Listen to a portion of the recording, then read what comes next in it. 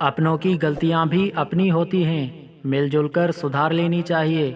انا اور تکبر کی دستار باندھ کر دوسروں کے جھکنے کا انتظار نہیں کرنا چاہیے، یہی رشتوں کی بقا کا راز ہے۔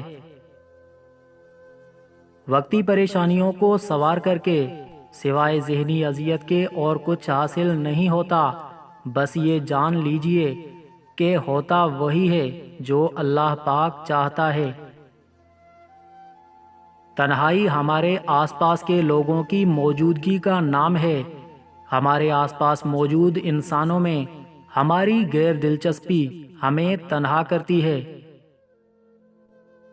سب لوگوں کو خوش رکھنا ترازو میں مینڈکوں کو تولنے جیسا ہے، ایک کو بٹھاؤ تو دوسرا فدک پڑتا ہے۔ ہم سب سے لڑ سکتے ہیں مگر اپنے نصیب سے نہیں۔ غربت انسان کو اپنے ہی شہر میں اجنبی بنا دیتی ہے۔ پریشانیاں تو آتی جاتی ہیں اور آتی جاتی رہیں گی، بس اللہ سے امید مت ہارنا۔ حق پر چلنے والے کبھی ناکام نہیں ہوتے۔